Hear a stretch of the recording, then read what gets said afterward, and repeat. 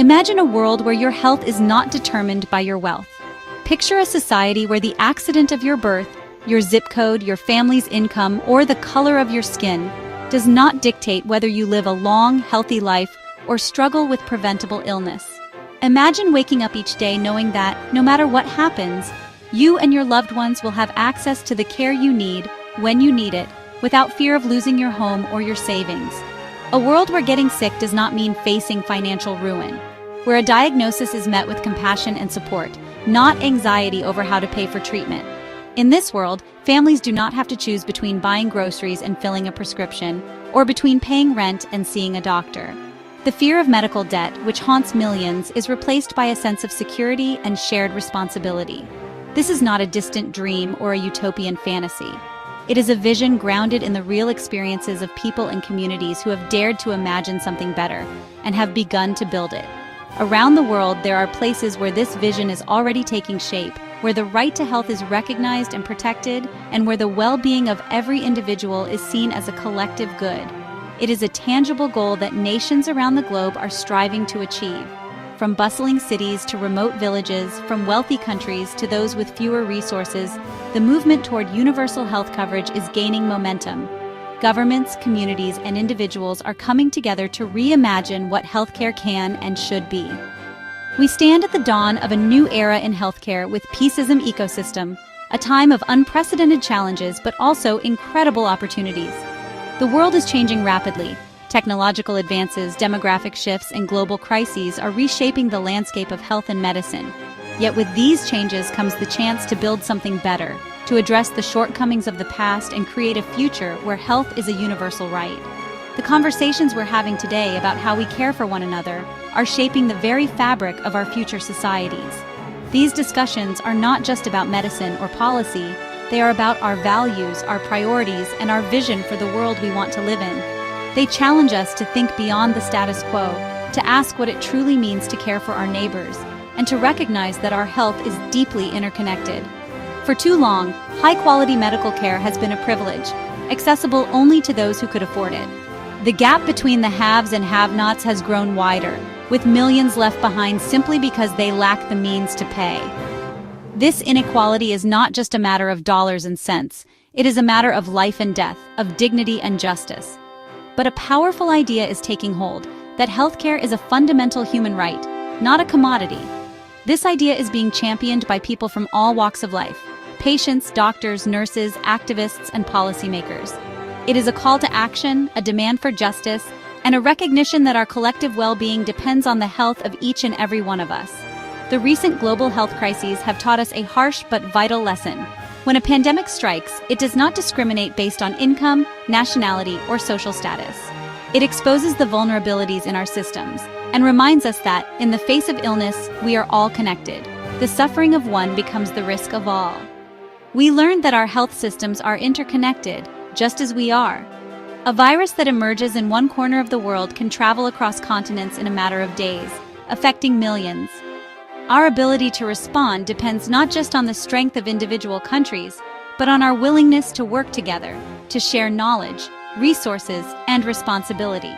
A virus in one corner of the world can impact every single one of us. The health of a traveler, a neighbor, or a stranger halfway across the globe can have direct consequences for our own families and communities. This reality has shattered the illusion that we can isolate ourselves from global health threats. This shared vulnerability has exposed the deep cracks in our healthcare infrastructure.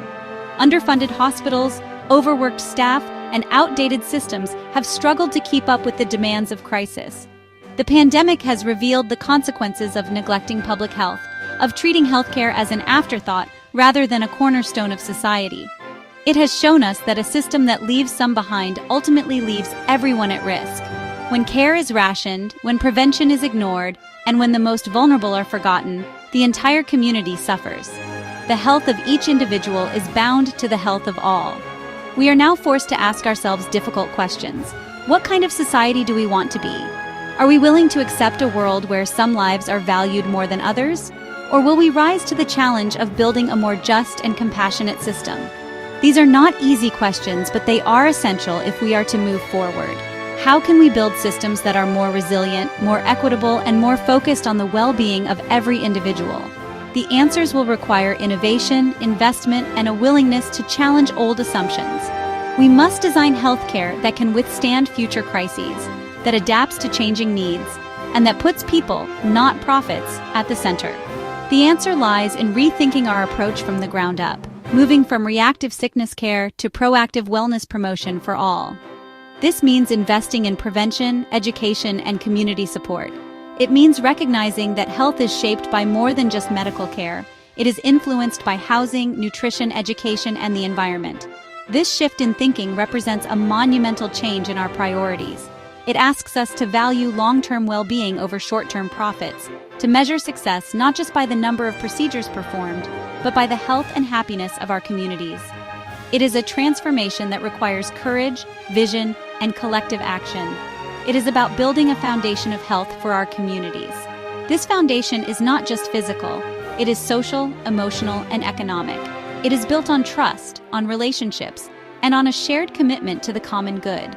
It means ensuring that a child born in a remote village has the same chance at a healthy life as a child born in a bustling city.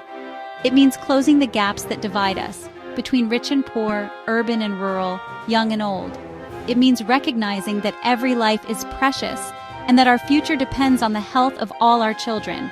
It is about creating a safety net that catches everyone, providing peace of mind and security. When people know they are protected, they are free to pursue their dreams, to contribute to society, and to care for one another. A strong safety net is the foundation of a healthy, resilient, and prosperous nation. This journey is not just about doctors and hospitals. It is about the teachers who educate children on healthy habits, the social workers who support families in crisis, the community leaders who advocate for clean water and safe neighborhoods. It is about the countless individuals who work every day to make health a reality for all.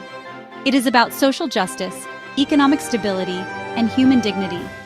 Health is not just the absence of disease, it is the presence of opportunity, of hope, and of the freedom to live a full and meaningful life. When we fight for healthcare for all, we are fighting for a more just and compassionate world. By prioritizing universal and preventive care, we invest in our most valuable resource, our people. Healthy children are able to learn and grow. Healthy adults are able to work, create, and care for their families. Healthy communities are able to thrive, innovate, and build a better future for all. A healthy population is a productive population, an innovative population, and a happy population. When we invest in health, we unlock human potential. We create the conditions for prosperity, creativity, and resilience. We build societies that are not just wealthier, but wiser and more compassionate. In this essay, we will embark on a journey to explore this new frontier. We will trace the evolution of healthcare, from its earliest beginnings to the cutting-edge innovations of today. We will examine the challenges we face, the progress we have made, and the possibilities that lie ahead. We will look at the concept of universal healthcare, not as a political buzzword, but as a practical and achievable goal. We will explore the policies, partnerships, and innovations that are making universal care a reality in countries around the world. We will ask what it takes to build systems that are truly inclusive, sustainable, and effective. We will examine how different countries have successfully built systems that provide care for all their citizens. From Scandinavia to Southeast Asia, from Canada to Costa Rica, we will learn from the successes and setbacks of others. We will see that there is no one-size-fits-all solution, but that the principles of equity, solidarity, and shared responsibility are universal. We will delve into the power of preventive medicine, a strategy that focuses on stopping illness before it even starts. We will explore how investments in vaccination, nutrition, mental health, and lifestyle support can save lives, reduce costs, and build stronger communities. Prevention is not just a medical strategy, it is a social and economic imperative. And we will confront the critical, often overlooked issue of mental health, arguing for its rightful place at the core of our healthcare models. Mental health is health. The stigma and neglect that have surrounded mental illness for generations must be replaced by understanding, support, and comprehensive care. Our vision for the future must include the mind as well as the body. This is a story of hope, innovation, and the relentless pursuit of a healthier,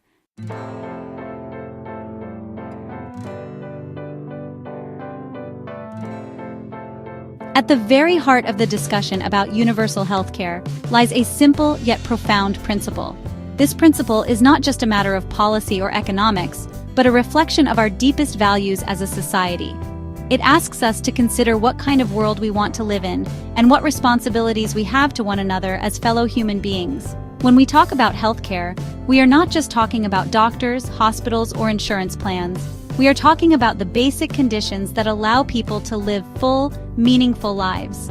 We are talking about dignity, security, and the opportunity to thrive. The principle is that every single person, regardless of their background, deserves to be healthy. Health is not a privilege reserved for the wealthy, the powerful, or the lucky. It is a birthright, something that should be guaranteed to all simply by virtue of being human. Whether you are young or old, rich or poor, born in a city or a rural village, your health matters, your life matters, and the health of each individual contributes to the health of the whole community.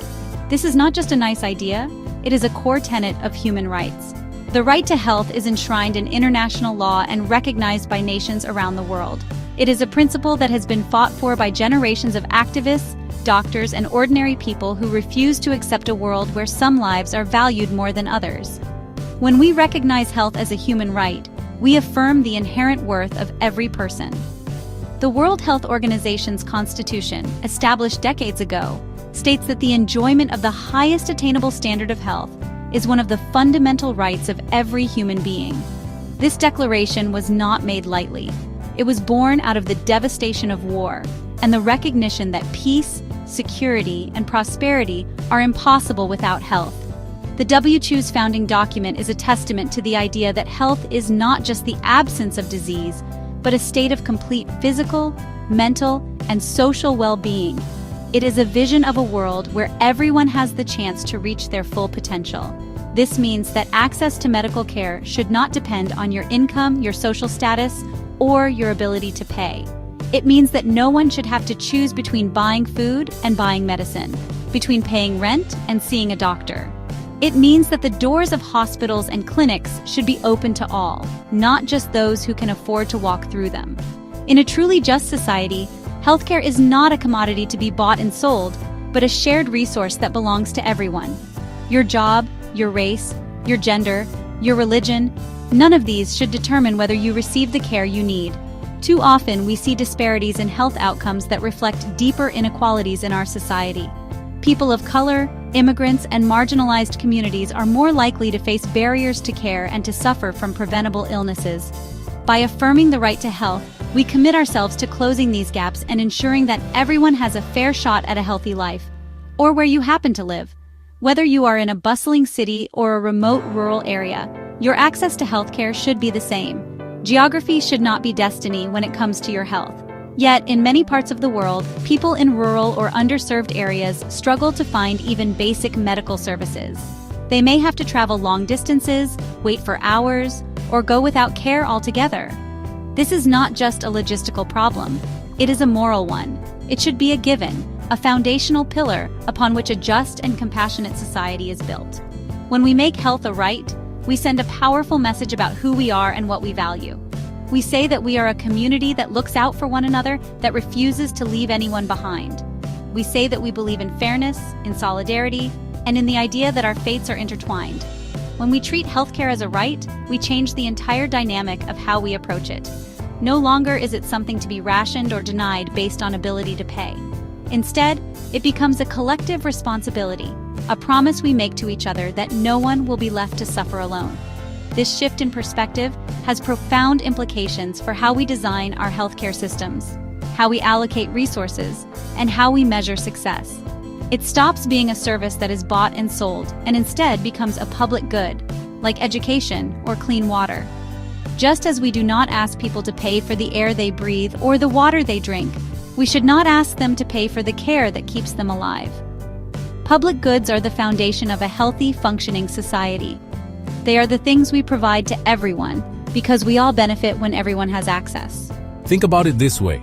We do not expect a child to pay for each day they attend public school.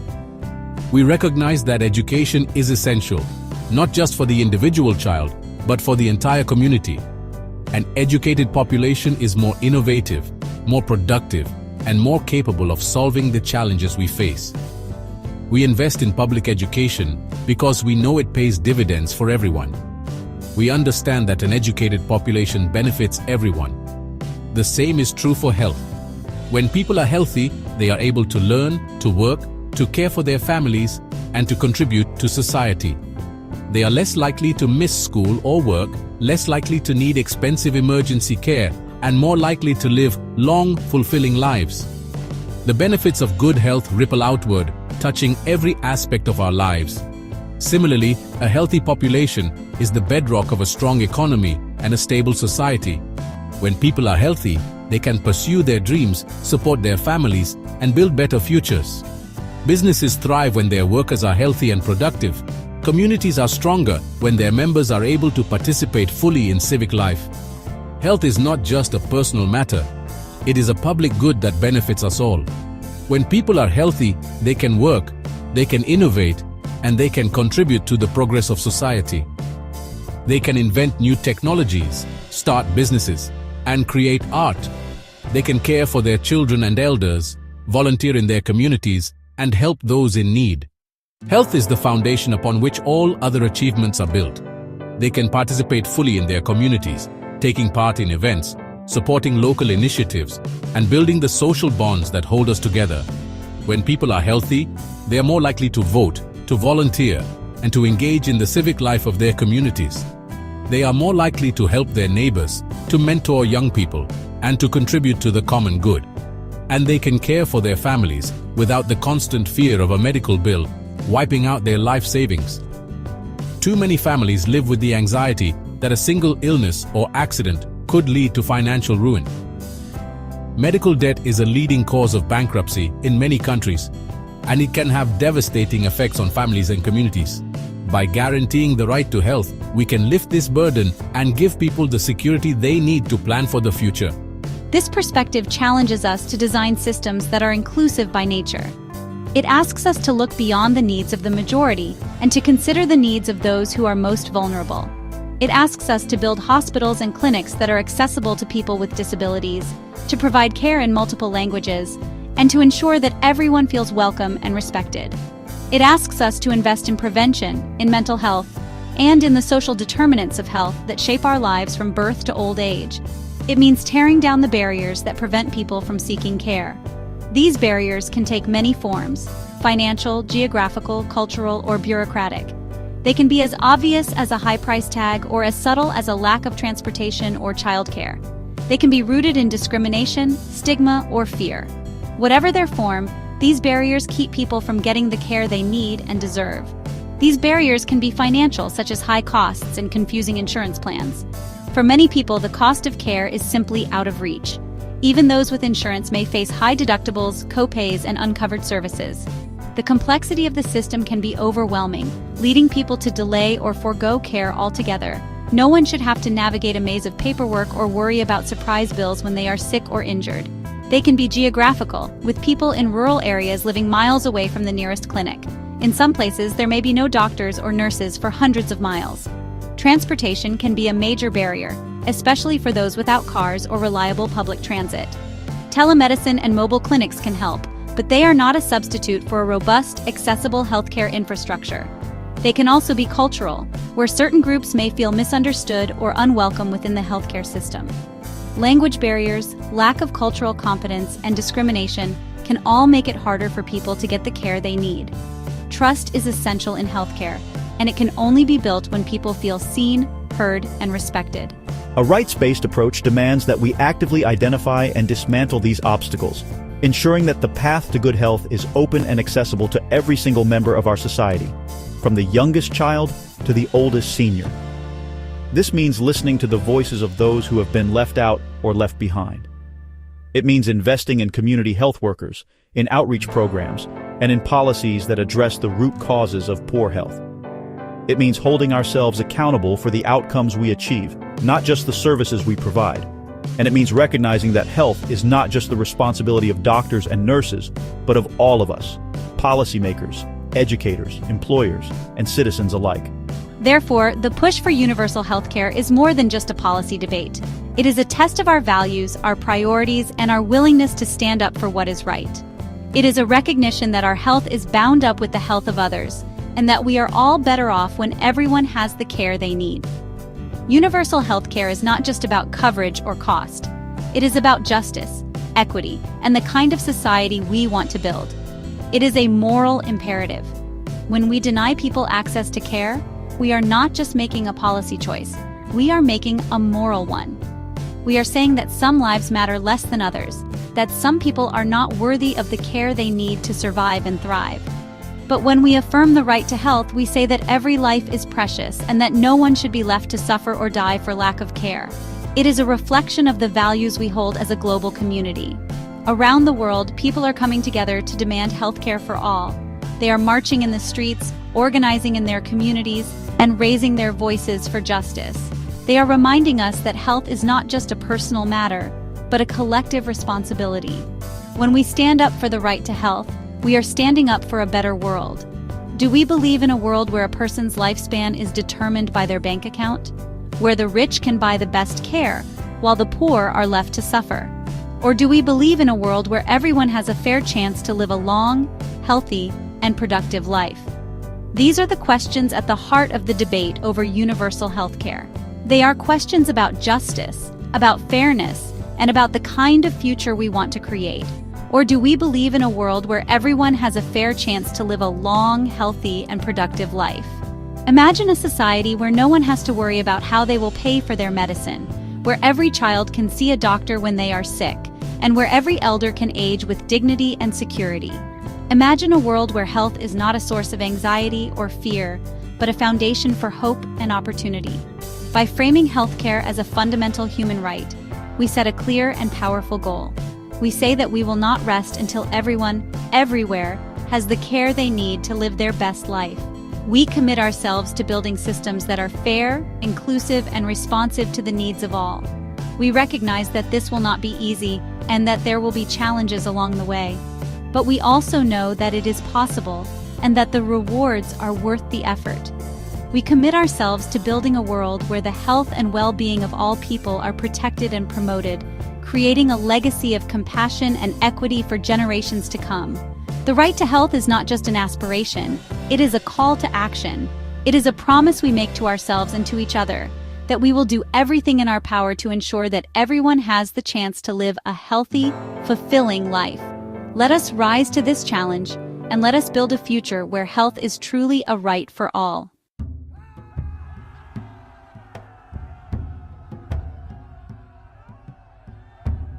The call for better, more equitable healthcare is not new, but the urgency we feel today is unparalleled.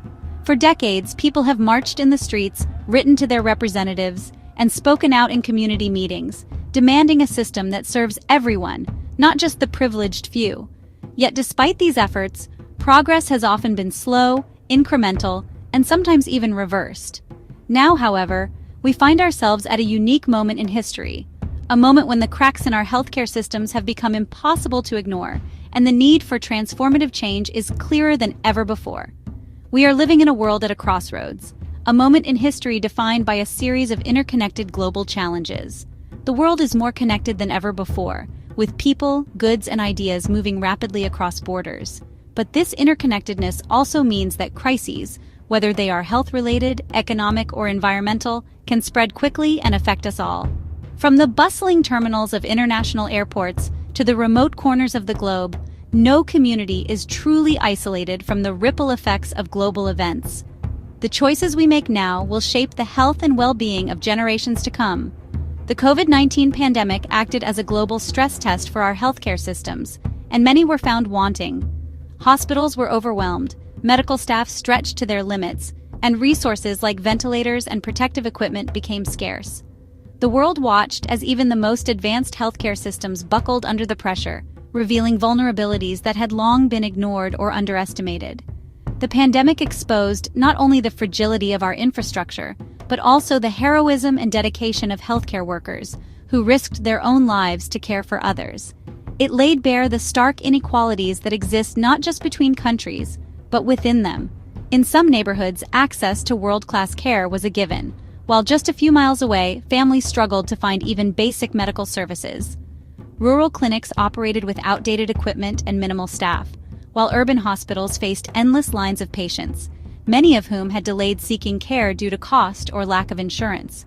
The pandemic made it impossible to ignore the deep divides that persist in our societies. We saw firsthand how communities with limited access to care suffered disproportionately. Children waited for hours in crowded clinics, parents worried about affording treatment, and outreach nurses became lifelines for those unable to travel. The most vulnerable, those living in poverty, people of color, immigrants, and the elderly, bore the brunt of the crisis. Their stories remind us that healthcare is not just a policy issue, it is a matter of justice, dignity, and human rights.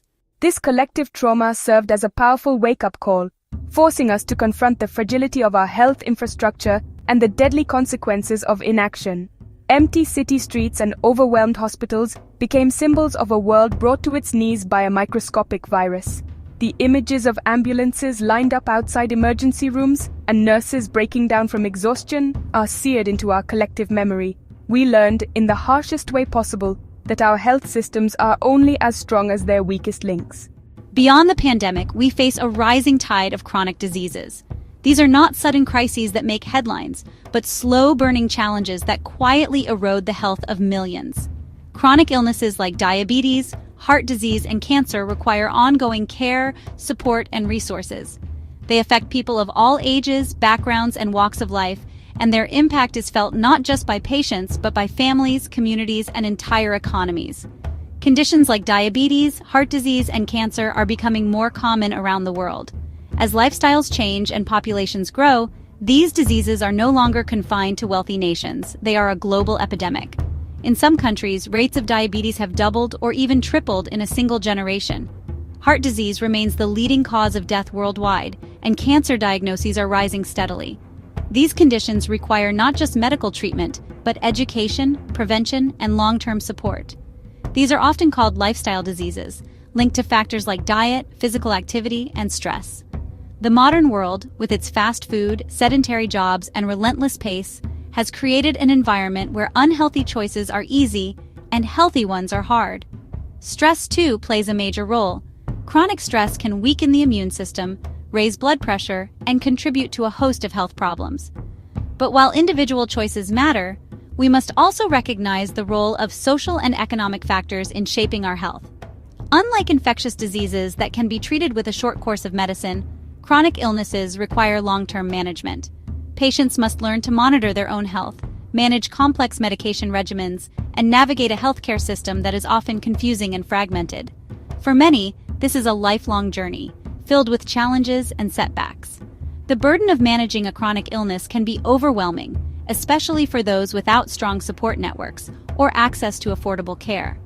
They place a continuous and growing strain on healthcare resources, and their financial cost to individuals and governments is staggering.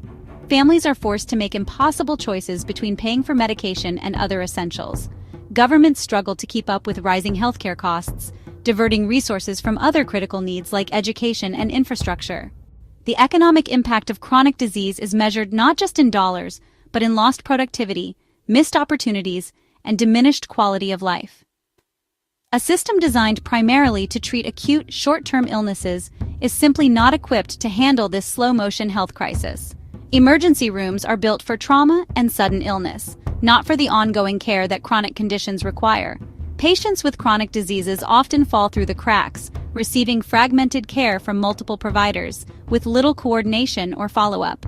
The result is a system that is reactive rather than proactive, one that treats symptoms rather than addressing root causes.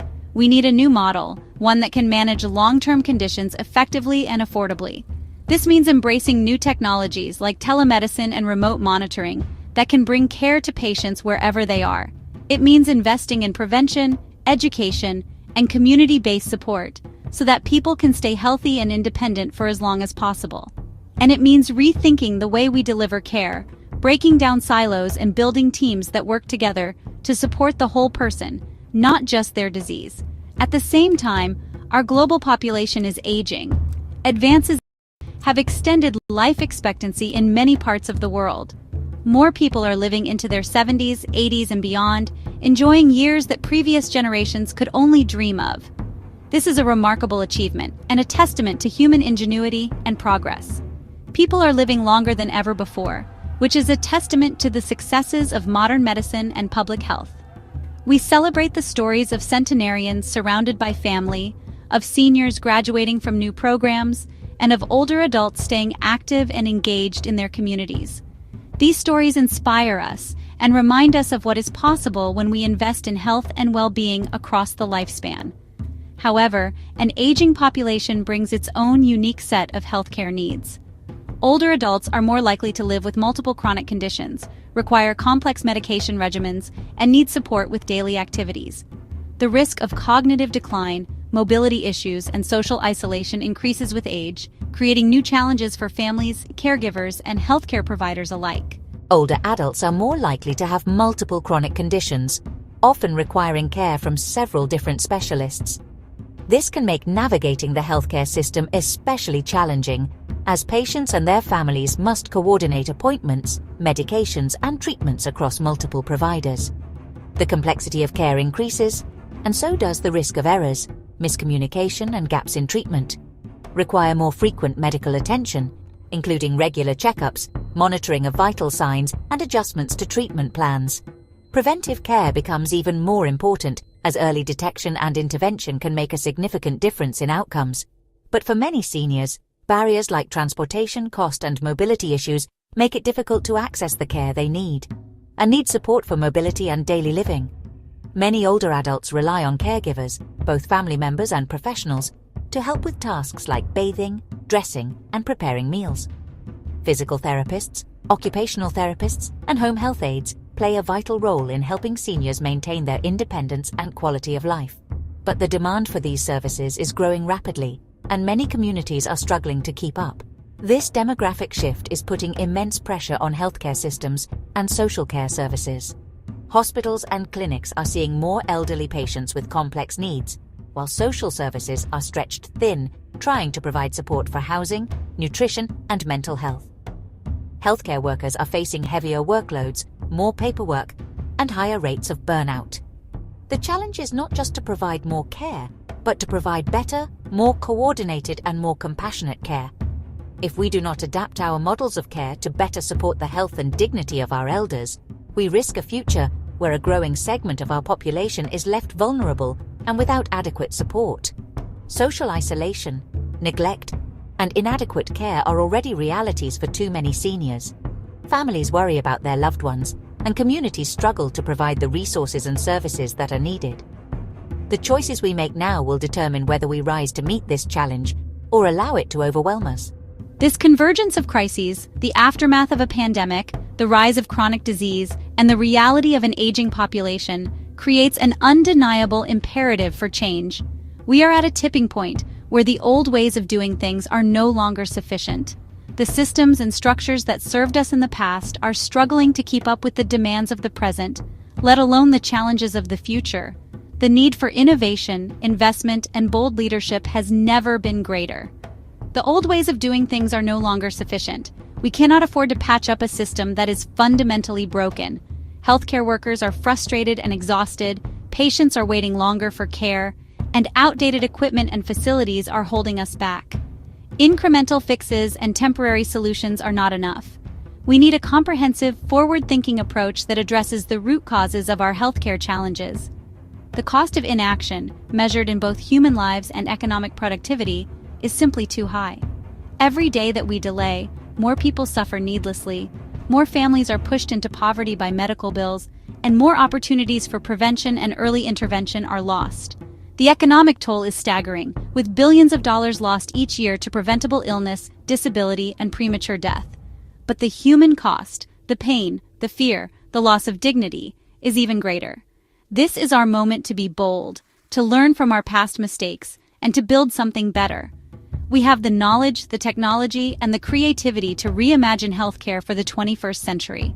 By working together, across disciplines, sectors, and borders, we can create systems that are more resilient, more equitable, and more responsive to the needs of all people. The challenges are great, but so are the opportunities. It is the time to design and implement healthcare systems that are resilient, sustainable, and truly universal, ensuring they can meet the challenges not just of today, but of tomorrow. We must build on the lessons of the past, embrace new ideas, and commit to a future where everyone has access to the care they need, when they need it. The world is watching, and the stakes could not be higher. The decisions we make now will shape the health and well-being of generations to come. The crossroads is before us. The time to act is now.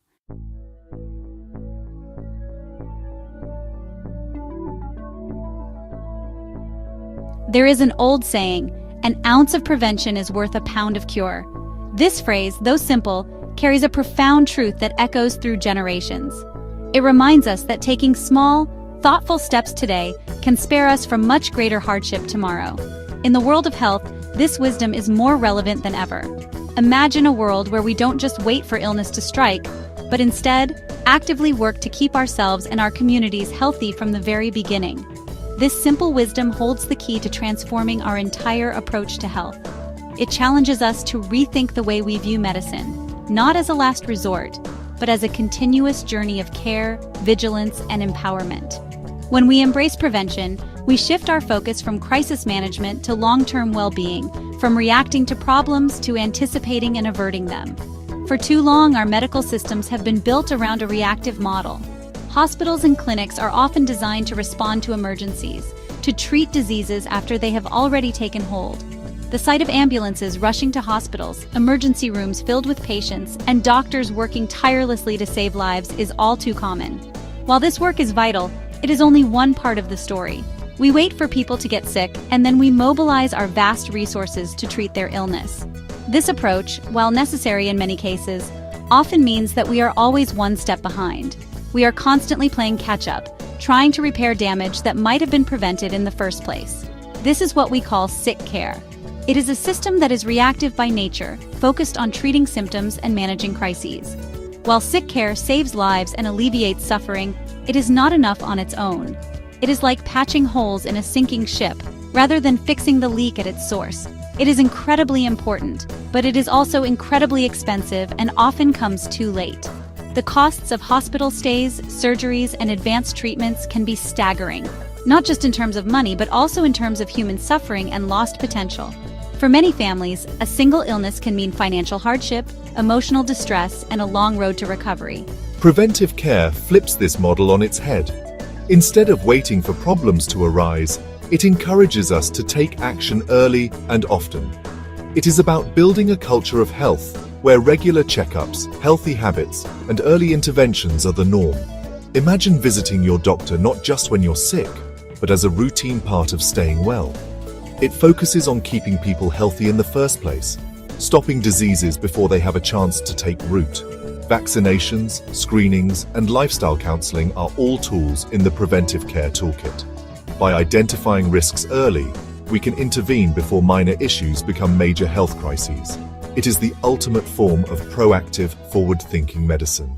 Preventive care is about using the best of our knowledge and technology to safeguard our health, not just restore it. It means harnessing data, research, and community resources to create a safety net that catches problems before they fall through the cracks. Preventive care encompasses a wide range of strategies. It is not a single intervention, but a comprehensive approach that touches every stage of life. From childhood immunizations to adult cancer screenings, from nutrition education to mental health support, prevention is woven into the fabric of a healthy society. It includes routine checkups and screenings that can catch problems early when they are easier and cheaper to treat. A simple blood test can reveal hidden risks. A mammogram can detect cancer before symptoms appear, and a blood pressure check can prevent a heart attack. Think of mammograms to detect breast cancer, blood pressure checks to prevent heart attacks, and vaccinations to stop infectious diseases from spreading. These are not just medical procedures. They are acts of foresight, investments in a healthier future. Each one represents a chance to change the course of someone's life for the better. It also involves promoting healthy lifestyles. Prevention is not just about what happens in the doctor's office. It's about the choices we make every day.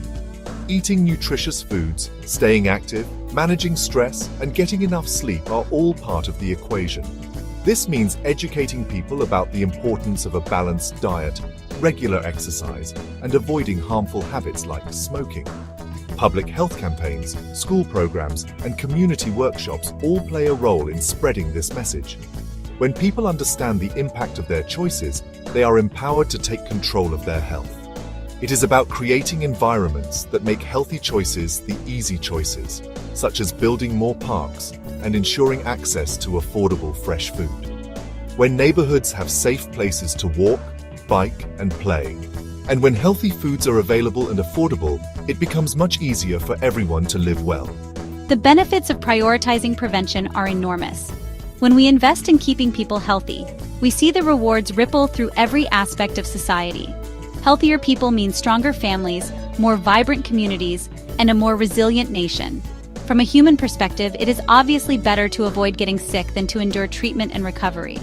The peace of mind that comes from knowing you are doing everything you can to stay healthy is invaluable. It means more time spent with loved ones, more opportunities to pursue your passions, and fewer days lost to illness. It means less pain, less suffering, and a higher quality of life for individuals and their families. Children can grow up strong and active, parents can provide for their families, and grandparents can enjoy their golden years with vitality and independence. From an economic perspective, the numbers are just as compelling. Preventive care is not just good for our health, it is good for our wallets. Every dollar spent on prevention can save many more dollars down the line by avoiding costly treatments and hospitalizations.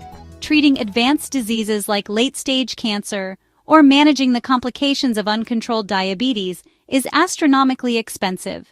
These conditions often require long hospital stays, complex medications, and ongoing care that can strain even the most robust healthcare systems. By investing a smaller amount of money upfront in prevention and early detection, we can save billions of dollars in future healthcare costs. These savings can be redirected to other critical needs, such as improving education, infrastructure, or social services. This frees up resources that can be used to improve other areas of the healthcare system or society as a whole. When we spend less on treating preventable diseases, we have more to invest in research, innovation, and the well-being of our communities. Ultimately, a focus on preventive care is an investment in a nation's future. It is about building a foundation for generations to come, where health is not a privilege, but a right enjoyed by all. Healthy children learn better in school. When kids are well-nourished, active, and free from preventable illnesses, they are more likely to succeed academically and socially.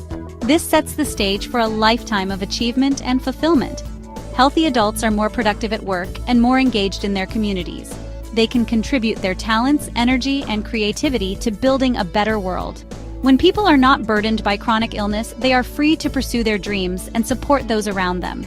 Healthy seniors can continue to live independently and contribute their wisdom and experience. They can remain active members of their families and communities, sharing their knowledge and enriching the lives of those around them.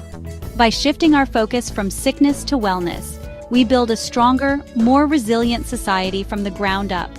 Prevention is not just a medical strategy, it is a social movement, a commitment to caring for one another and creating a brighter future for all. It is the difference between constantly fixing a leaky roof and building a sturdy, well-maintained house that can withstand any storm. When we invest in prevention, we are not just patching up problems, we are creating lasting solutions that protect us for years to come. Preventive care is that strong foundation upon which a truly effective and sustainable healthcare system must be built.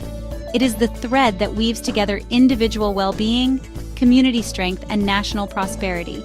By choosing prevention, we choose a future where health is not just the absence of disease, but the presence of vitality, opportunity, and hope for everyone.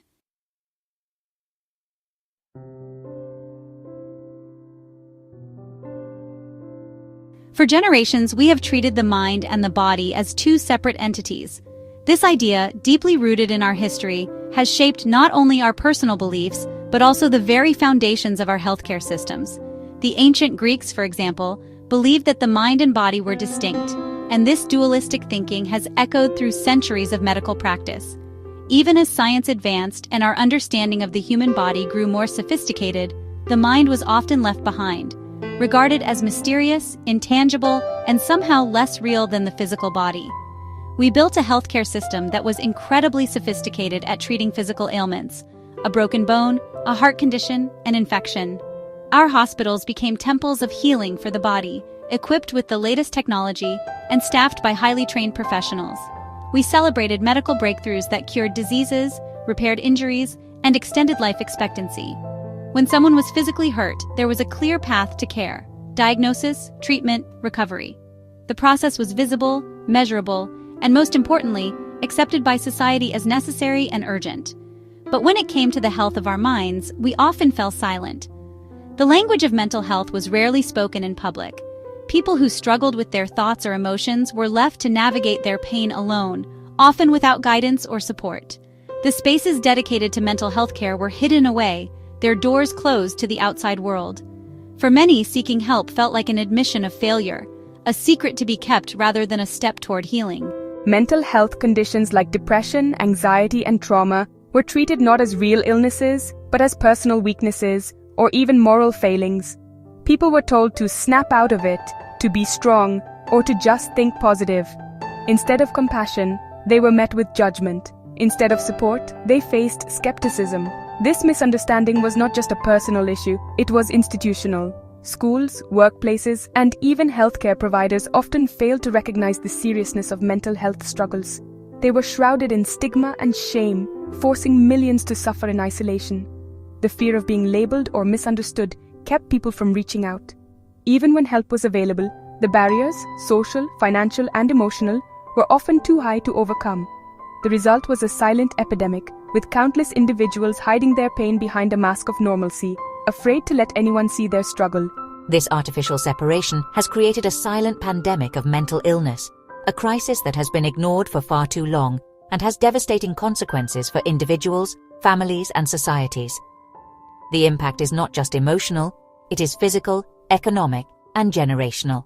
When mental health is neglected, the effects ripple outward, touching every aspect of life. Relationships suffer, productivity declines, and communities become fractured. The cost of inaction is measured not only in dollars, but in lost potential, broken families, and lives cut short. The reality is that mental health is health. It is not a separate category, not an afterthought, but a fundamental part of our overall well-being. Just as we would never ignore a broken bone or a high fever, we cannot afford to ignore the signs of mental distress. The brain is an organ, just like the heart or the lungs, and it deserves the same level of care and attention.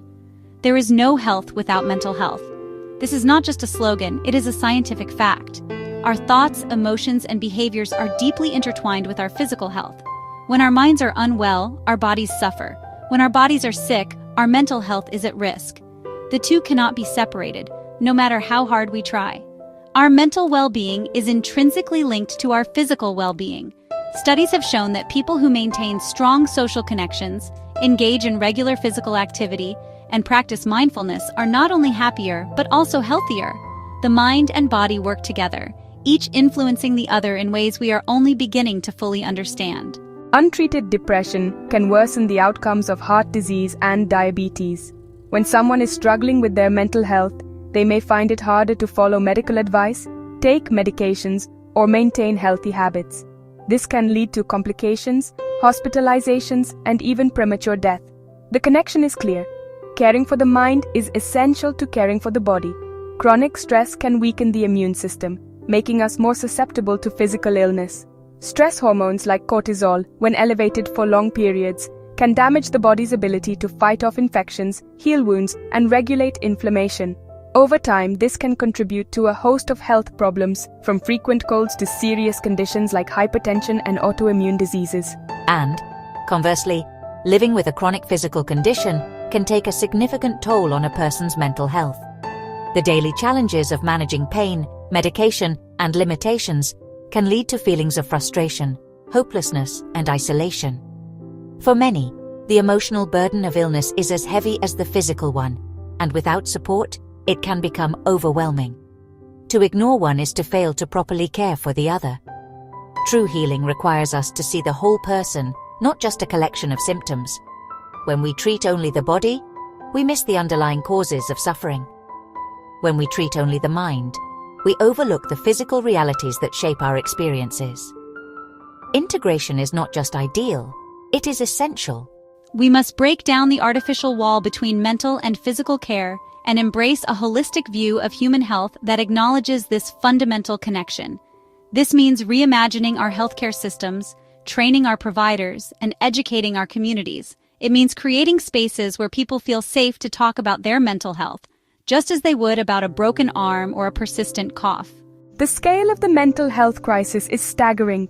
In every city, every town, and every rural community, people are struggling, often in silence. The pressures of modern life, from economic uncertainty to social isolation, have only intensified the need for mental health support. The COVID-19 pandemic, for example, brought these issues into sharp focus, revealing just how vulnerable we all are to stress, anxiety, and depression. The World Health Organization estimates that nearly 1 billion people worldwide are living with a mental disorder. That is 1 in every 8 people on the planet. These numbers cut across age, gender, race, and nationality. Mental health challenges do not discriminate. They affect the young and the old, the rich and the poor, people in every corner of the globe. The economic cost, in terms of lost productivity and healthcare expenditures, is measured in the trillions of dollars. Businesses lose valuable employees to burnout and mental illness. Healthcare systems are strained by the consequences of untreated mental health conditions, which often manifest as physical problems. The ripple effects are felt in every sector of society, from education to law enforcement to social services. Yet, the human cost is immeasurable. Behind every statistic is a person, a parent, a child, a friend, whose life has been touched by mental illness. The pain is not just individual, it is shared by families, friends, and entire communities. The loss of joy, the strain on relationships, the dreams deferred or abandoned, these are costs that cannot be calculated. It is the parent who cannot get out of bed to care for their children. The exhaustion is not just physical, it is emotional, mental, and spiritual. The guilt and shame compound the suffering, making it even harder to ask for help. Children, in turn, may feel confused, scared, or even responsible for their parents' pain. It is the student who cannot concentrate in school due to overwhelming anxiety. The pressure to perform, to fit in, to meet expectations can be crushing. For some, the classroom becomes a place of fear rather than learning. Without support, these struggles can lead to academic failure, social withdrawal, and long-term consequences for self-esteem and future opportunities. It is the veteran haunted by the trauma of conflict. The memories of war, loss, and violence do not fade easily. Many veterans return home with invisible wounds, post-traumatic stress, depression, anxiety, that can be just as debilitating as any physical injury. Too often, they face these battles alone, unsure where to turn for help. These are not niche issues. They are universal human experiences that touch every community in every country around the world. No one is immune to the challenges of mental health. Whether it is a temporary struggle or a lifelong condition, everyone deserves understanding, support, and access to care. The universality of mental health reminds us of our shared humanity and our collective responsibility to care for one another. This is why any meaningful conversation about revolutionizing healthcare must place mental health front and center. We cannot afford to treat it as an afterthought or a luxury. It must be woven into the fabric of our healthcare systems, our policies, and our everyday lives. Only then can we hope to address the true scope of the crisis and begin to heal as individuals and as a society. It is not enough to simply add a few psychological services as an afterthought. We must redesign our clinics, hospitals, and community centers to make mental health care accessible, visible, and valued. This means investing in infrastructure, hiring more mental health professionals, and ensuring that services are available to everyone, regardless of income or background. We must fully integrate mental health care into our primary care systems. This means that every doctor, nurse, and healthcare worker should be equipped to recognize and respond to mental health needs. It means breaking down silos between specialties and fostering a culture of collaboration. When mental and physical health professionals work together, patients receive more comprehensive, effective care. This means training.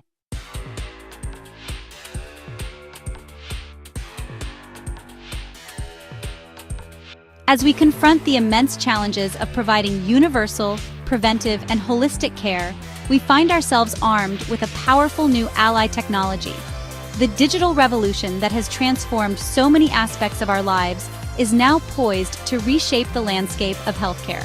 From telemedicine to wearable sensors to powerful data analytics, new tools are emerging that can help us bridge the gaps in our current systems.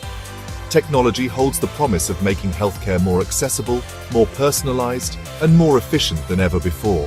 It can help us overcome old barriers of distance and cost, bringing care directly to the people who need it, wherever they may be. Consider the impact of telehealth. Not long ago, seeing a doctor required taking time off work, traveling to a clinic, and sitting in a waiting room. For people in rural areas or those with mobility issues, this could be a significant obstacle to care. Today, a patient can connect with a specialist hundreds of miles away through a simple video call on their smartphone. This technology is a game changer for providing routine consultations, follow-up appointments, and especially for expanding access to mental health services. It makes care more convenient, reduces costs, and ensures that geography is no longer a primary determinant of a person's access to expertise. Wearable devices, such as smartwatches and fitness trackers, are also playing an increasingly important role in the shift towards preventive health.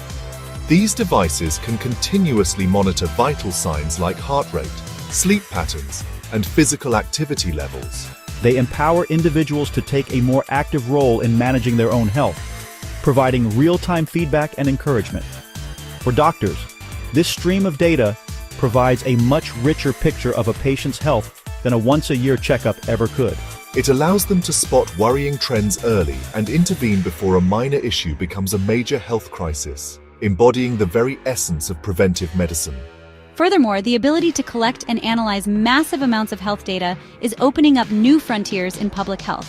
By examining large-scale population health data, researchers and policymakers can identify emerging disease outbreaks much faster, understand the risk factors for chronic illnesses more clearly, and allocate resources more effectively. This data-driven approach allows for more targeted and impactful public health interventions. Technology is not a panacea, and we must be mindful of issues like privacy and digital equity. However, when harnessed responsibly, it offers an incredible toolkit for building the healthcare systems of the future. Systems that are smarter, more responsive, and truly centered around the patient.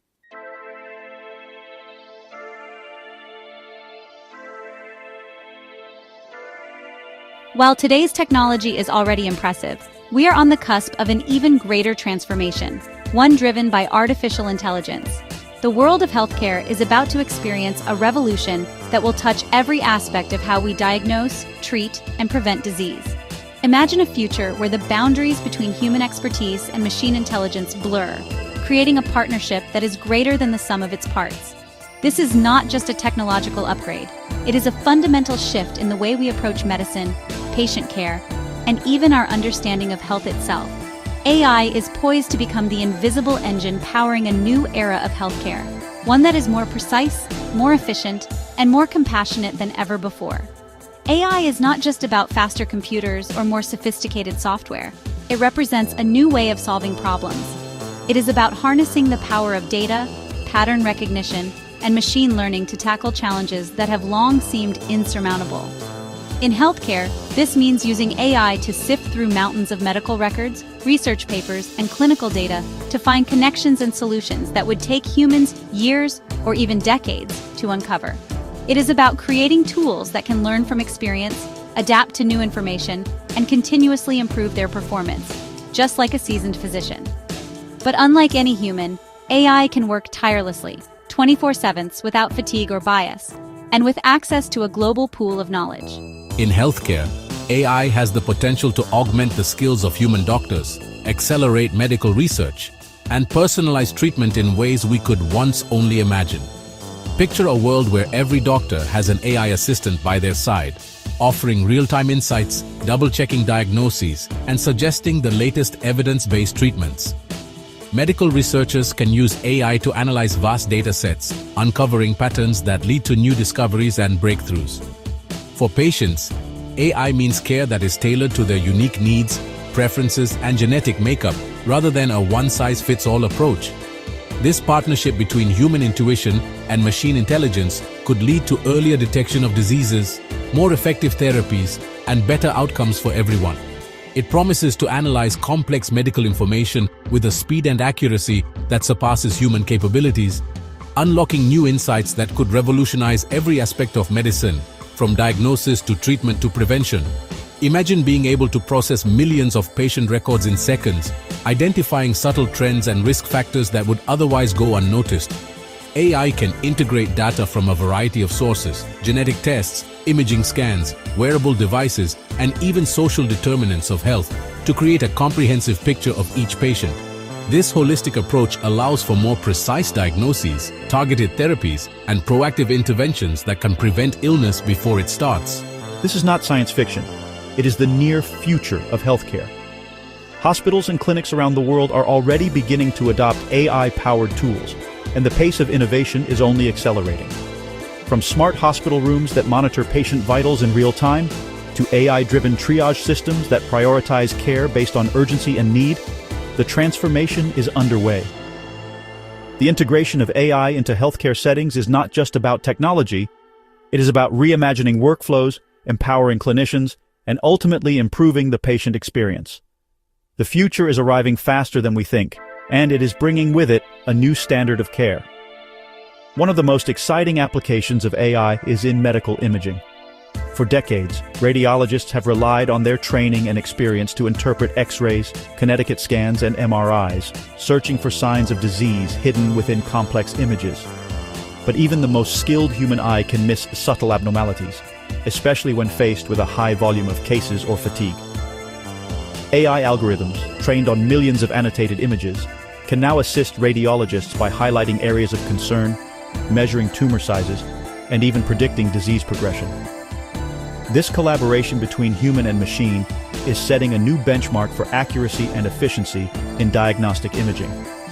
AI algorithms can be trained to analyze X-rays, Connecticut scans, and MRIs to detect signs of disease, such as cancerous tumors or the early indicators of diabetic eye disease. These systems learn from vast libraries of medical images, constantly refining their ability to spot patterns that may be invisible to the naked eye.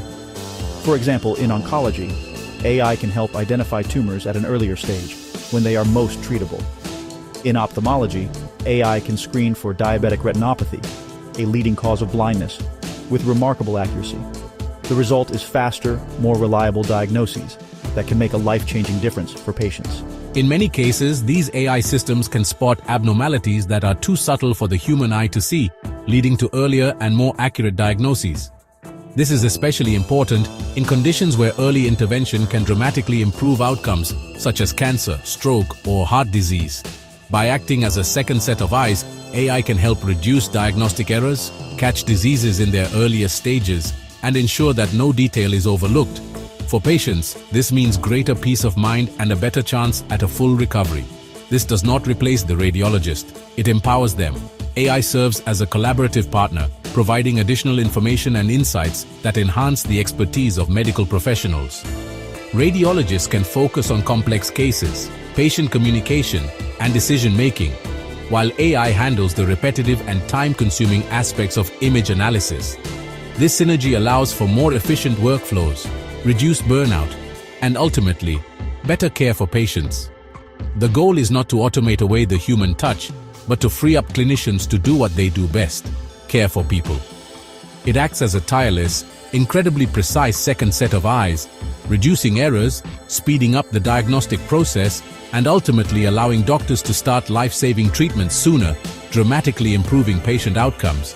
In emergency situations, where every minute counts, AI can help prioritize cases, flag urgent findings, and ensure that patients receive the right care at the right time. Over time, as these systems continue to learn and evolve, their impact on healthcare will only grow, setting new standards for safety, quality, and efficiency. AI is also set to revolutionize the world of drug discovery and development. The process of creating new medications has always been a complex, time-consuming, and expensive endeavor. Researchers must sift through countless chemical compounds, run endless experiments, and navigate a maze of regulatory hurdles. The odds of success are slim, and the costs are astronomical. But with AI, we have the potential to change this equation, making drug discovery faster, more efficient, and more targeted than ever before. The process of bringing a new medication to market is notoriously long, expensive, and fraught with failure. On average, It takes more than 10 years and billions of dollars to develop a single new drug, with most candidates failing somewhere along the way. This slow pace means that patients often have to wait years for new treatments, and many promising ideas never make it out of the lab. The traditional approach is simply not sustainable in a world where new diseases and health challenges are emerging all the time. It can take over a decade and cost billions of dollars. The financial and human costs are staggering, and the need for innovation has never been greater. Every delay in drug development means lives lost, suffering prolonged, and opportunities missed. The pressure is on to find new ways to accelerate the process, reduce costs, and bring life-saving therapies to patients faster. AI can accelerate this process dramatically. By analyzing massive data sets of chemical structures, biological pathways, and clinical outcomes, AI can identify promising drug candidates in a fraction of the time it would take traditional methods. Machine learning models can predict how a compound will interact with the human body, flag potential side effects, and even suggest modifications to improve efficacy and safety. Automated systems can run virtual experiments, testing thousands of hypotheses in silico before a single test tube is touched. This approach not only speeds up discovery, but also reduces the risk of costly failures down the line. By analyzing vast databases of genetic, molecular, and clinical data, AI algorithms can identify promising drug candidates, predict how they might work in the human body, and even help design clinical trials more efficiently. This means that researchers can focus their efforts on the most promising leads, reducing wasted time and resources. AI can also help identify patient populations that are most likely to benefit from a new therapy, enabling more targeted and effective clinical trials. The result is a faster, more efficient path from discovery to approval, with better outcomes for patients and lower costs for healthcare systems. This could lead to a new era of personalized medicine, where treatments are tailored not just to a disease, but to an individual's unique genetic makeup. Imagine a world where your doctor can prescribe a medication that is custom designed for your specific biology, maximizing effectiveness and minimizing side effects. AI can help identify genetic mutations that drive disease, predict how you will respond to different therapies, and even suggest lifestyle changes that can improve your health. This level of personalization has the potential to transform the way we think about medicine, shifting the focus from treating illness to optimizing wellness. Beyond diagnosis and treatment, AI will be a cornerstone of proactive, preventive health. The future of healthcare is not just about curing disease, but about keeping people healthy in the first place. AI can help identify risk factors, predict who is most likely to develop certain conditions, and recommend interventions that can prevent illness before it starts. This shift from reactive to proactive care has the potential to save lives, reduce costs, and improve quality of life for millions of people. Imagine an AI-powered system that continuously analyzes your health data from wearable devices, your electronic health records, and even your genetic profile. This system could monitor your heart rate, sleep patterns, activity levels, and more, looking for early signs of trouble. It could compare your data to millions of others, identifying patterns and trends that might indicate a developing problem. By integrating information from multiple sources, AI can provide a more complete picture of your health, helping you and your doctor make better decisions. This system could identify your personal risk factors for various diseases and provide you with highly customized recommendations for diet, exercise, and lifestyle changes to keep you healthy. For example, if your genetic profile suggests a higher risk for heart disease, the AI could recommend specific dietary changes, exercise routines, and regular screenings to help you stay ahead of the curve. If your wearable device detects irregular heart rhythms, it could alert you and your doctor to take action before a serious problem develops. The goal is to empower individuals to take control of their health, with AI as a trusted advisor and guide. It could alert you and your doctor to the earliest warning signs of a problem, enabling intervention long before you ever feel sick. This kind of early detection and intervention has the potential to prevent countless hospitalizations, reduce healthcare costs, and save lives. Imagine receiving a notification on your phone that prompts you to schedule a checkup, or having your doctor reach out proactively because your data suggests a potential issue. With AI, healthcare becomes more connected, more responsive, and more personalized than ever before. This is the ultimate vision, a healthcare system where AI works silently in the background, acting as a personal health guardian for every single person. It is a world where technology and humanity work hand in hand, where every patient receives the right care at the right time, and where the focus is not just on treating disease, but on promoting lifelong health and well-being. The journey is just beginning, but the possibilities are limitless. As AI continues to evolve, so too will our ability to care for ourselves and each other, ushering in a new era of hope, healing, and human potential.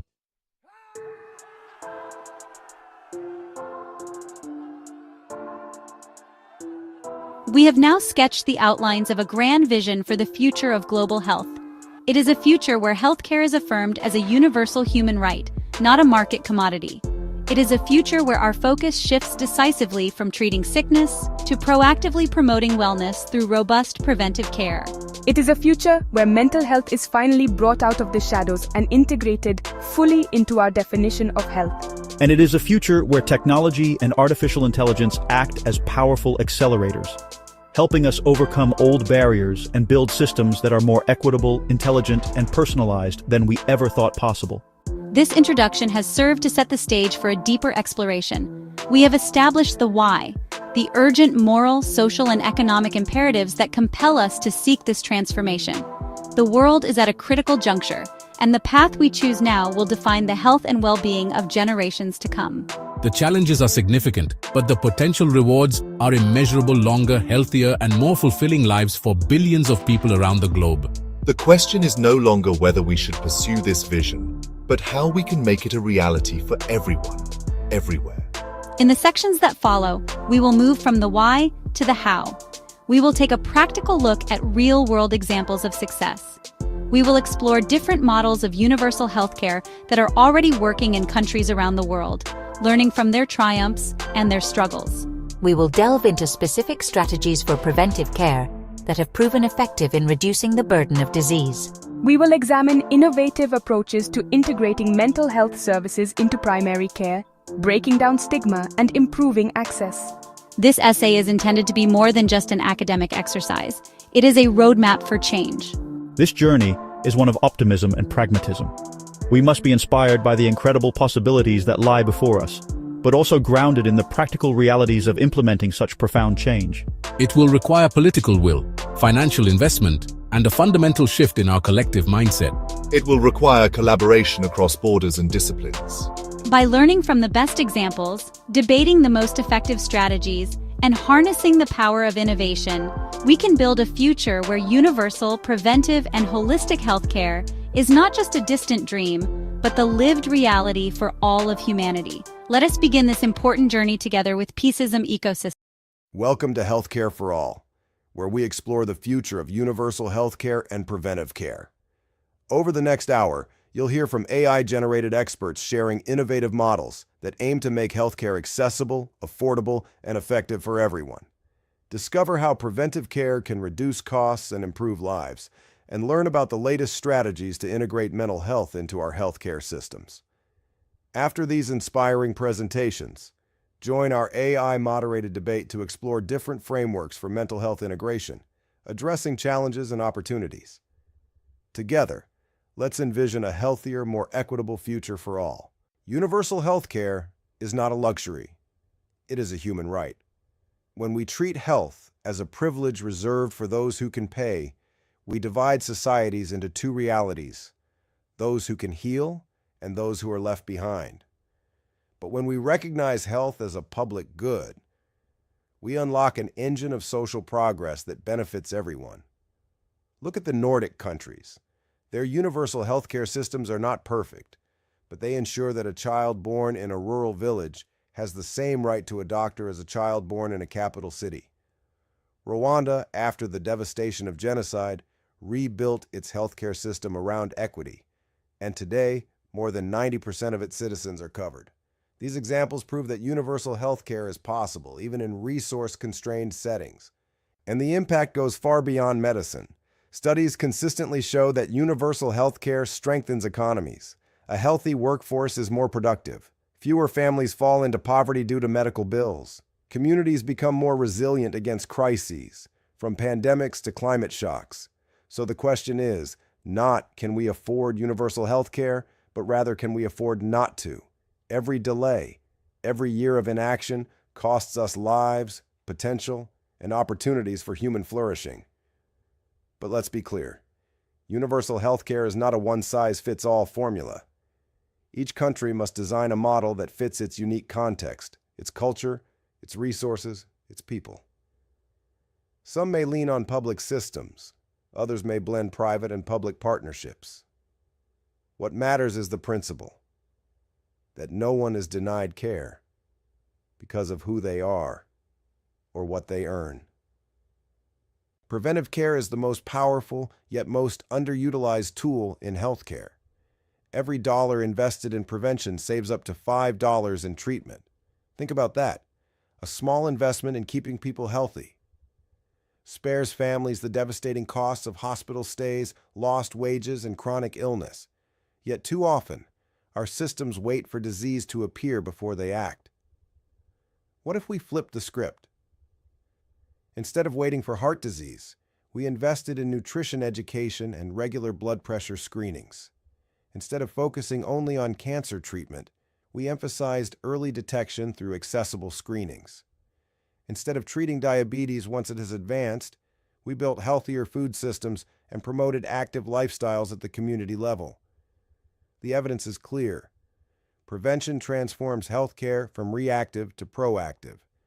It changes the very definition of what it means to be healthy.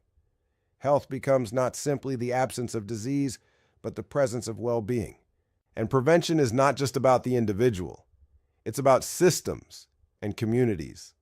When a city invests in clean air policies, it prevents asthma and lung disease for thousands. When schools prioritize physical activity and balanced meals, they lay the foundation for a healthier generation. When governments fund vaccination programs, they save millions of lives and billions of dollars. But prevention requires long-term vision and political courage, because the benefits of prevention are not always immediate. Politicians may not see the results in a single election cycle, yet the payoff for humanity is enormous. Imagine a healthcare system where illness is the exception, not the norm, a system that celebrates wellness as much as it responds to disease, a world where your local clinic isn't just a place you go when you're sick, but a hub for health promotion, education, and community connection. That is the power of prevention. Not just saving money, not just saving lives, but building societies where health is sustained, protected, and shared by all. Artificial intelligence is already reshaping healthcare. From predicting disease outbreaks to detecting the earliest signs of cancer, AI tools are democratizing access to life-saving insights. A rural clinic with limited staff can now use AI-driven diagnostics to catch diseases earlier than ever before. A smartphone app can track subtle changes in speech or movement, signaling neurological conditions before they advance. And global health agencies use AI to map and predict epidemics, buying precious time to save lives. But here's the truth. AI is not magic. It is not a cure-all. And it must never be allowed to replace the human touch at the heart of medicine. The key is balance. Technology must complement human care, not compete with it. Why? Because healthcare is not only about data, it is about trust. A machine can read a scan, but only a human doctor can hold your hand when you are afraid. An algorithm can flag a risk, but only a nurse can explain it with compassion and help you feel safe. If we design wisely, AI can take away the heavy burdens, the repetitive tasks, the administrative overload, the delays in diagnosis, freeing clinicians to do what they do best: care. Imagine doctors spending less time typing into computers and more time listening to their patients. Imagine health workers in underserved areas gaining the same decision support tools as those in the world's best hospitals. Of course, there are challenges: data privacy, bias in algorithms, unequal access to digital tools. If left unchecked, AI could widen inequalities instead of reducing them. That is why ethics and inclusivity must guide innovation at every step. Together, we can create smarter, more compassionate healthcare ecosystems. Systems where artificial intelligence strengthens human intelligence, where efficiency serves empathy, where technology is not the story, but the instrument that allows the story of human healing to unfold with more dignity and more reach than ever before.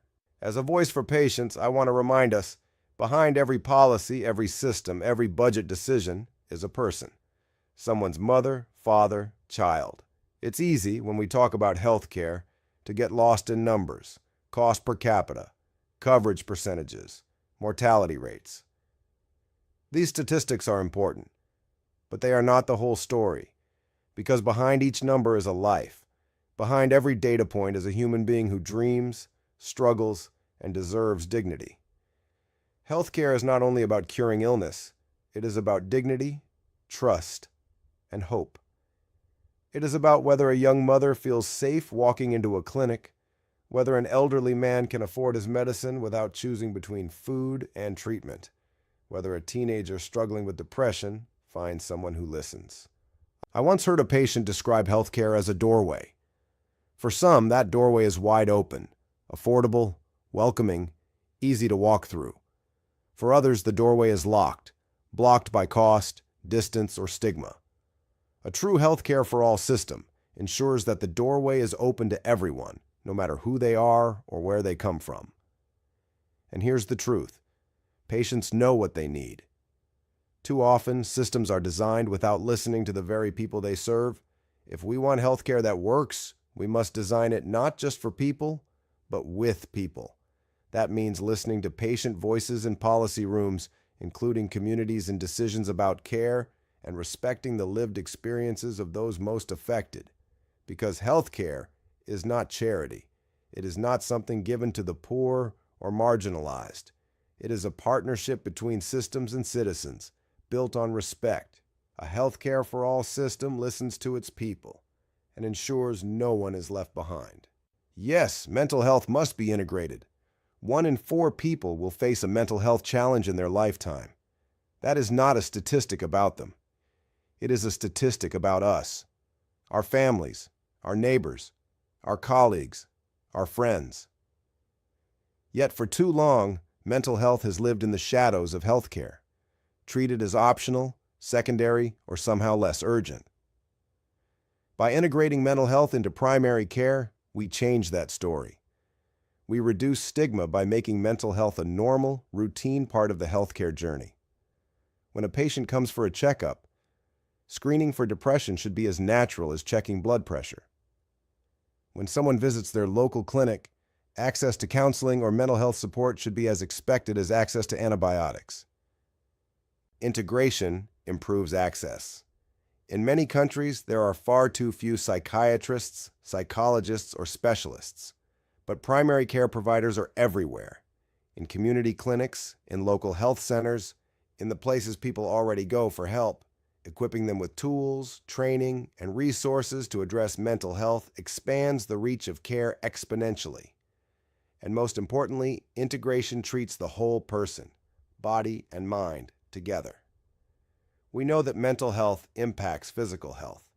Depression worsens outcomes for diabetes and heart disease. Stress weakens the immune system. Trauma affects recovery from illness. To separate the mind from the body is not only artificial, it is dangerous. Without integration, we continue to treat mental health as an afterthought instead of a fundamental part of health. The result? People suffer in silence. Families carry burdens alone. Economies lose billions in productivity. And lives are cut short, not by disease alone, but by despair. Imagine instead a system where mental health is not hidden in specialist clinics or whispered in shame, but welcomed openly at the very front door of healthcare. A system where seeking help for depression is as ordinary and as accepted as seeking help for the flu. Integration sounds ideal, but we must proceed cautiously. There is no question that mental health is essential. No one here would deny its importance. But the challenge lies not in recognizing the need. It lies in how we build systems that actually deliver care. Many healthcare systems around the world are already underfunded, understaffed, and overstretched. In some places, clinics lack enough doctors to handle even basic physical health needs. Nurses are working double shifts, supplies are short, and patients wait hours just to be seen. To add mental health to this already fragile system, without major new resources, risks overwhelming it even further.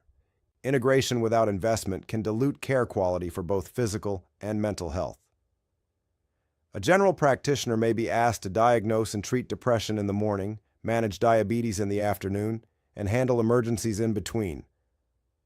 Often without the specialized training or time required, the result could be well-intentioned but ineffective care. Specialized systems, when properly funded and staffed, may serve patients better. Mental health requires expertise: psychiatrists, psychologists, social workers, community counselors. It requires environments where confidentiality, time, and trust are prioritized. Folding it into primary care without the right safeguards risks reducing complex issues into checklists, or worse, missing them altogether. And let's be honest, integration is not cost neutral. It demands investment in training, infrastructure, supervision, and ongoing support. Without that, we may raise expectations but fail to meet them, leaving patients disillusioned and providers burned out. So the real question is not whether mental health matters. It does. The question is whether integration is the most effective and sustainable path forward for every context. In some systems, the answer may be yes. In others, building strong, well-funded, specialized mental health services alongside primary care may be more realistic and effective.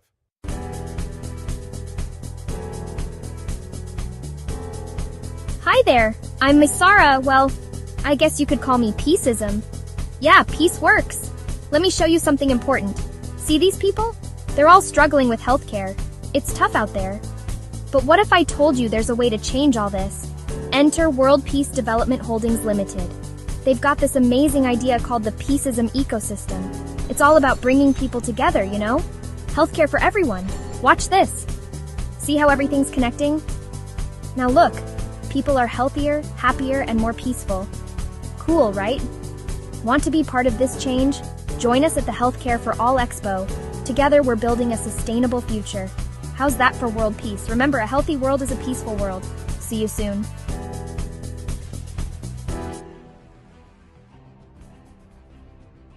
Have you ever stopped to think about what being healthy truly means? For so long, many of us have viewed health as simply the absence of disease. We go about our busy lives, often ignoring the small whispers from our bodies, until one day those whispers become a shout. A diagnosis, a persistent pain, a feeling of complete burnout. We then rush to find a fix, a pill, a procedure to make the problem go away. But what if we could change this story? What if, instead of waiting to react to illness, we could proactively build a foundation of wellness that makes us more resilient, joyful, and full of life every single day? This is the very heart of a new and empowering movement in healthcare. This isn't about chasing perfection or following extreme restrictive diets. It is about a fundamental shift in our mindset. It's about moving from a reactive model of sick care to a proactive model of genuine healthcare. The exciting part is that you don't have to do this alone. In fact, the most powerful way to embrace this change is by connecting with others. Shifting our focus at its core, proactive health is a beautifully simple idea. It is about taking intentional actions to protect and enhance your well-being before you get sick. Think of your health like a garden. The reactive approach is to wait until the garden is overrun with weeds and pests, and then desperately try to salvage what's left. The proactive approach is to tend to the garden every day. You nurture the soil with good nutrients. You provide it with regular sunlight and water. You gently remove any small weeds before they have a chance to take over. This consistent, gentle care results in a garden that is vibrant, strong, and resilient. This shift from treatment to prevention is one of the most important things we can do for our long-term vitality.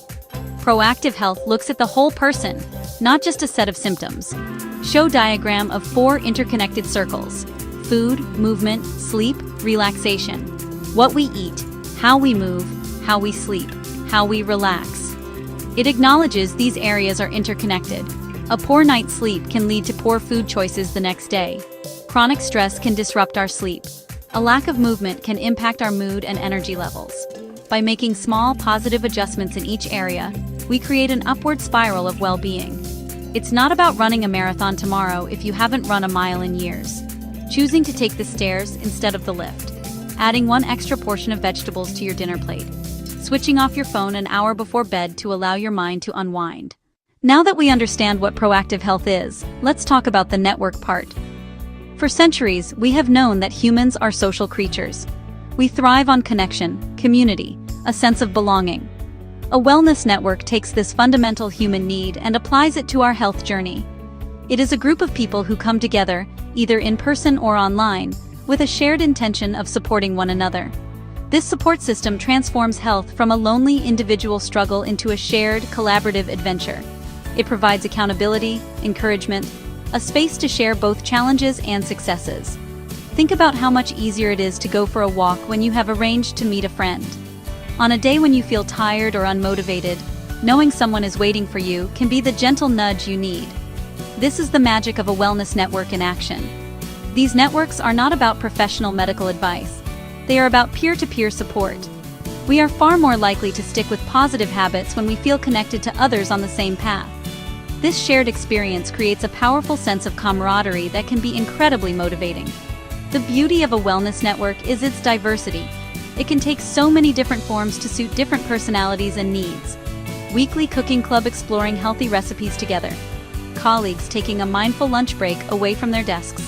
An online forum for new parents sharing tips on stress and sleep. A WhatsApp group where friends check in daily to share health wins. Ultimately, these networks help normalize healthy behaviors.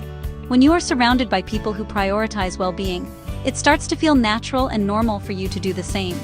If everyone around you orders sugary drinks and fast food, it can be hard to be the only one ordering water and a salad. But in a wellness network, making the healthier choice becomes the easy choice. This social reinforcement is incredibly powerful. It reshapes our environment and habits to feel supportive and inclusive rather than isolating or restrictive. For most of modern history, our healthcare system has been built on a reactive foundation.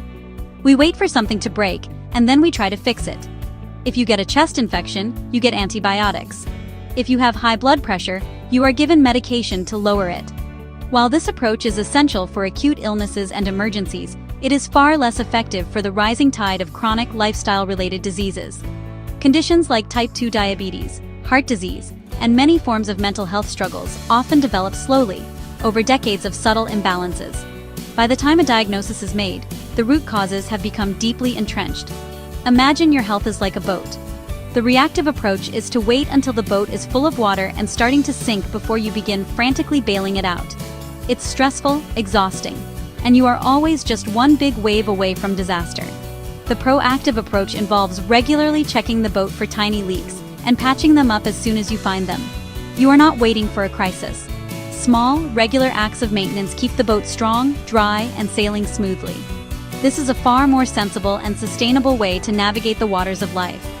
Acting early, long before symptoms become severe, allows us to address the root causes of potential illness, not just the downstream effects.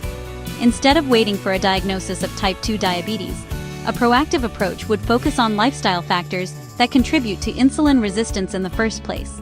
Improving your diet to stabilize blood sugar. Incorporating regular movement to help your muscles use glucose more effectively. Managing stress, which can also impact blood sugar levels. By making these changes early on, you may be able to prevent the disease from ever developing, which is a far better outcome than managing it for the rest of your life. This preventative mindset leads to better long-term outcomes and dramatically improves quality of life. Living with a chronic illness often involves daily medication, frequent doctor's visits, and limitations. It can take a toll on your energy, mood, and finances. Investing proactively means more freedom, more energy, more joy. You know, the wonderful thing about proactive wellness networks is that they are often hiding in plain sight.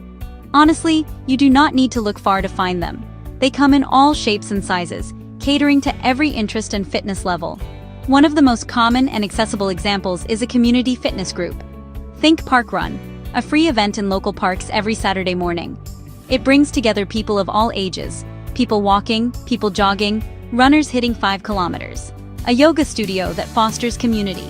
Neighbors meeting for a morning walk 3 times a week. These groups make movement social and fun. Online communities are powerful wellness networks. You can find a supportive group for almost any health goal. Facebook groups for whole food diets, recipe shares, practical tips, and encouragement. Apps like Strava help runners and cyclists cheer each other on. Online mental health forums offer anonymous support. These digital tribes can be a lifeline for those who feel isolated. Workplace wellness initiatives, lunchtime meditation sessions, subsidized gym memberships, step challenge leaderboards, boost physical and mental health, build team bonds, and shift culture into support. Informal social clubs, a hiking group on local trails, a healthy cooking club, a book club focused on health. These networks weave health into our social lives, making it a natural and enjoyable way to connect. When you join or create a proactive health network, the benefits extend far beyond the purely physical. Yes, you may see improvements in weight, blood pressure, and energy levels. But the ripple effect enhances overall happiness and well-being. Connection and camaraderie act as an antidote to loneliness and isolation. Feeling part of a community and sharing a goal can boost mood and self-esteem. A single word of encouragement can turn a difficult day around. Regular positive social interactions reduce stress, anxiety, and feelings of depression. Group exercise gives you endorphins from activity, plus oxytocin from social bonding. That combination equals greater happiness. Being part of a network increases purpose and motivation. Committing to show up, a weekly walk, a daily check-in, creates grounding routine. Accountability keeps you on track when motivation wanes.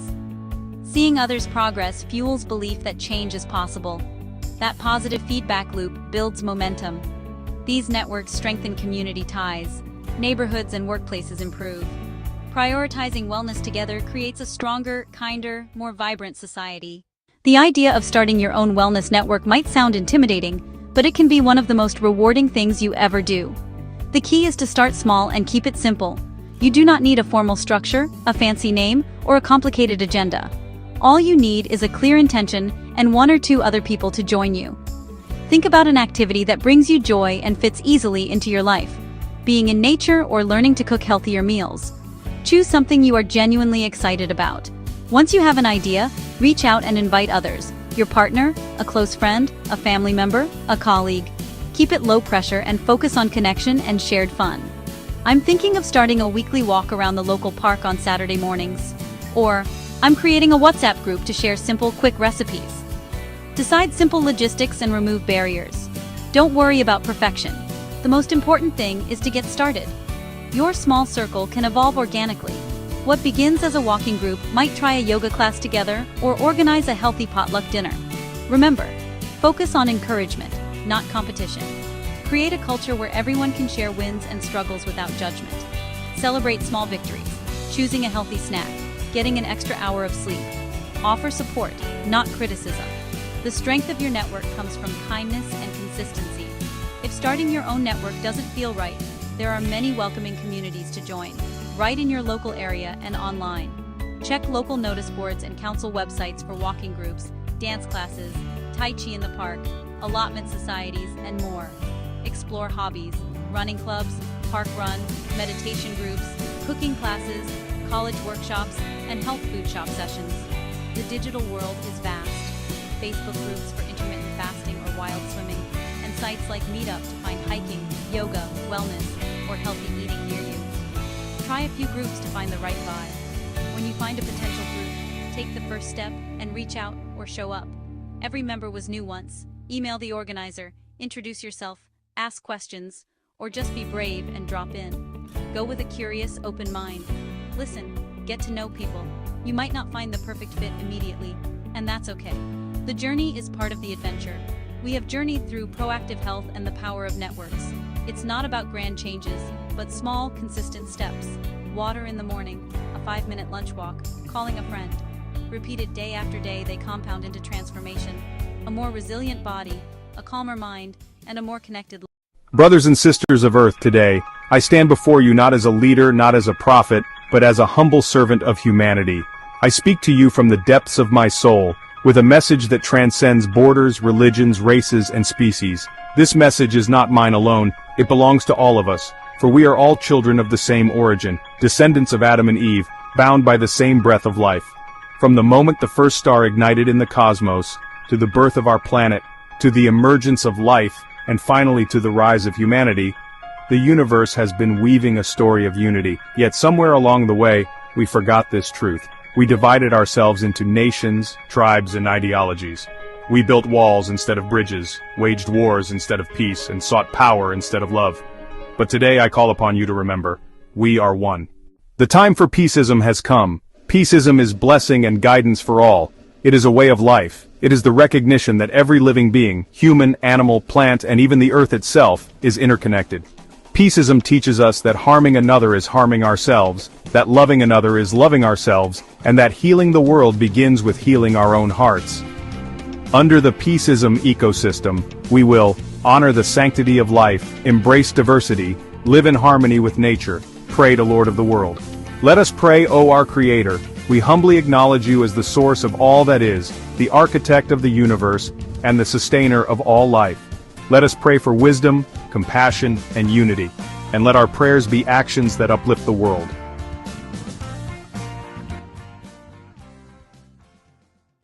Dear Lord of the world, known by many greatest names, we come before you as one family, one heart, one soul.